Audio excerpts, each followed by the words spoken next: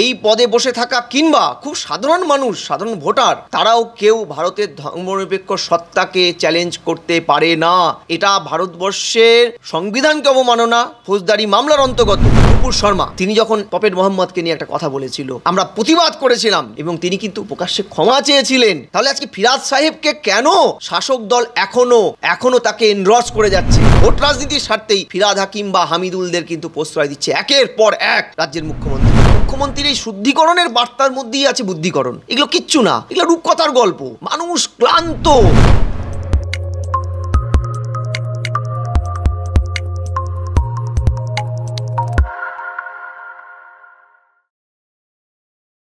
বাংলা সূত্রে যে খবর পাওয়া যাচ্ছে, ফিরাদ হাকিমের যে উস্কানিমূলক মন্তব্য রীতিমতন সোশ্যাল মিডিয়াতে ভাইরাল হয়েছে, তিনি সে বিষয়ে এখনও কোনো ক্ষমা চাননি। মানিকতলার এক বাসিন্দা তার বিরুদ্ধে আইনি নোটিশ পাঠিয়েছেন।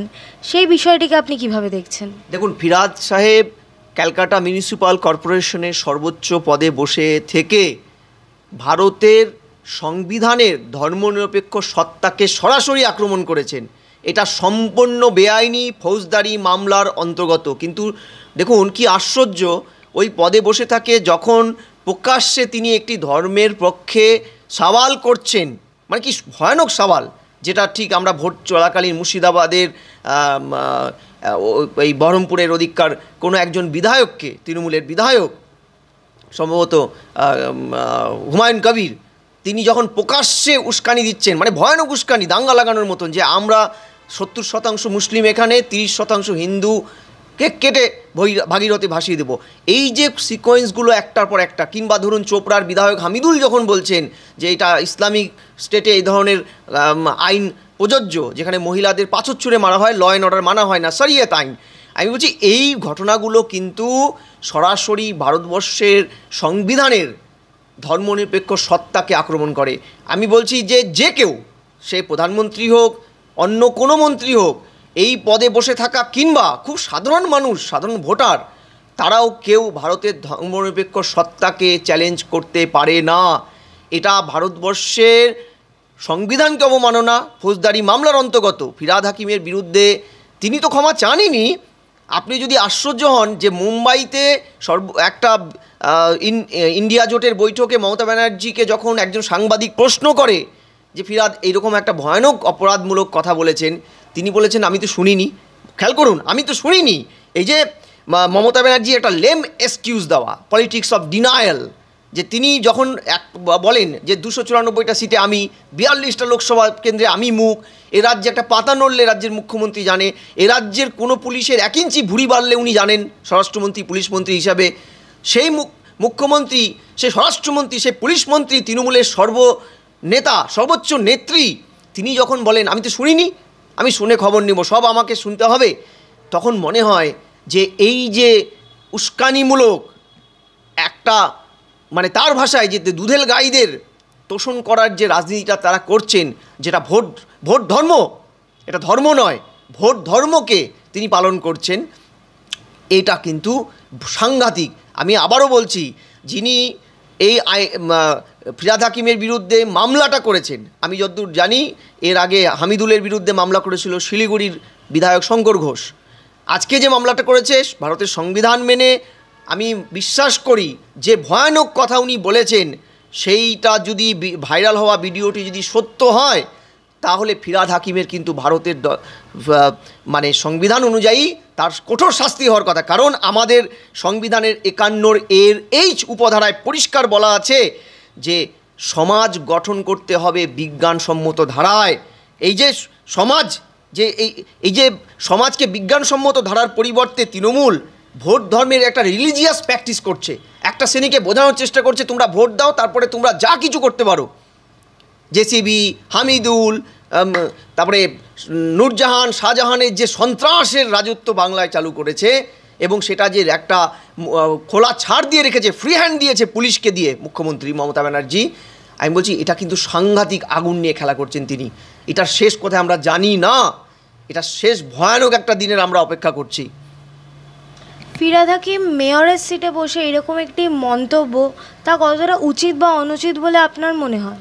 দেখুন, এই মেয়রের সিটে একটা সময় সুভাষচন্দ্র বসু জননেতা সুভাষচন্দ্র বসু, শরৎচন্দ্র চট্টোপাধ্যায় সাহিত্যিক, আশুতোষ মুখোপাধ্যায়ের মতন লোক এবং আরও কত কত মানুষ অলঙ্কিত করেছে। এই সুভাষ মুখোপাধ্যায়, যিনি সুভাষচন্দ্র বসু সারা জীবন ধর্মনিরপেক্ষতার প্রতীক হিসাবে লড়াই করে গেছেন। এমনকি সিঙ্গাপুরে যখন তার আইএনএ ফোর্স যায়, সেখানে হিন্দু মুসলমানদের একটা কনফ্লিক্ট তৈরি হয়েছিল, তিনি ঐতিহাসিকভাবে সেটাকে ট্যাকেল শুধু করেননি, একটা বৃহত্তর স্বার্থে তিনি একটা উদাহরণ রেখে গেছিলেন।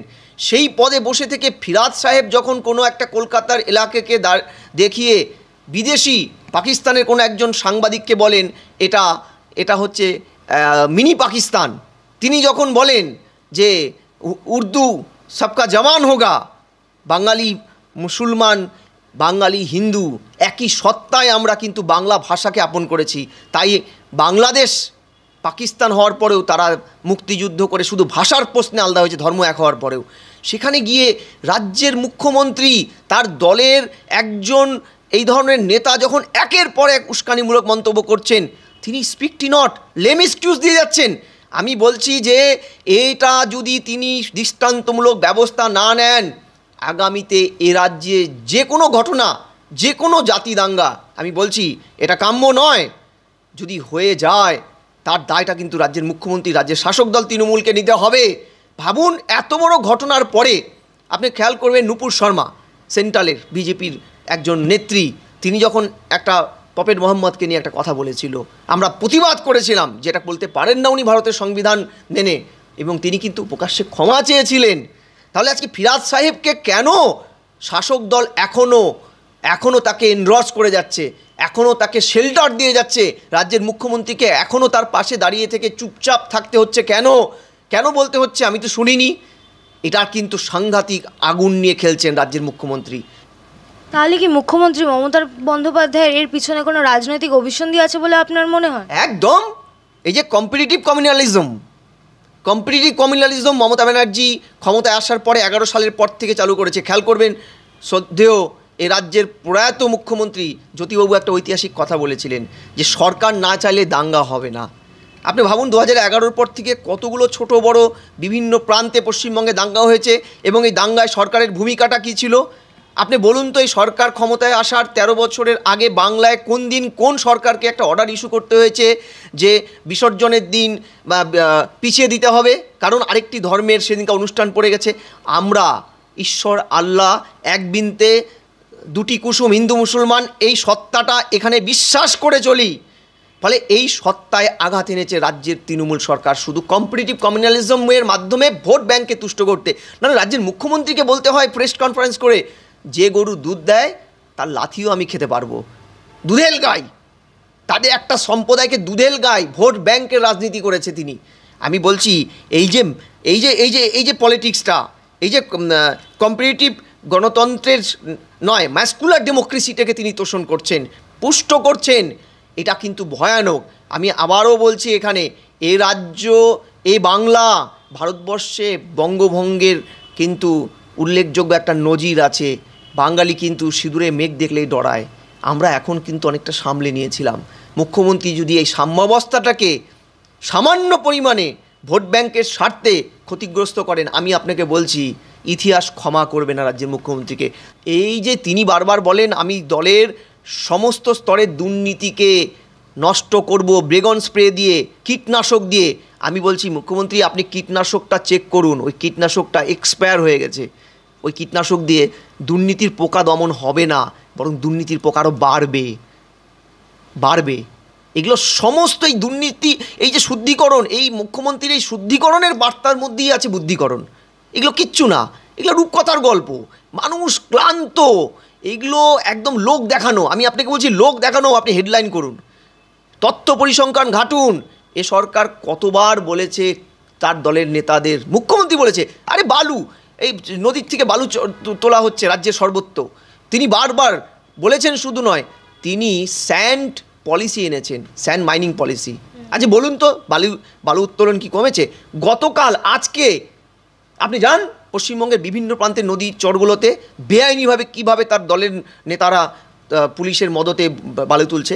মুখ্যমন্ত্রী, আমরা কি মুখ্যমন্ত্রীর কথা নিচু তলার লোকজন মানে না? ভুল কথা, সব মানেন। তারা বার্তাটা বোঝেন মুখ্যমন্ত্রী কি বলতে চাইছেন। আমরা এক ধরনের বার্তা বুঝি সাধারণ মানুষ, আর ওরা এক ধরনের বার্তা বোঝে। তো পলিটিক্স অফ ডিসপ্লে। আমি আপনাকে বলছি যে বেশ কিছু বছর আগে মানে মানে সমস্যাটা কি জানেন, যে তিনি তো পুলিশকে বলেন তোলাবাজি করবেন না, অথচ এই রাজ্যে বৃহৎ শিল্পে পরিণত হয়ে গেছে তোলাবাজি।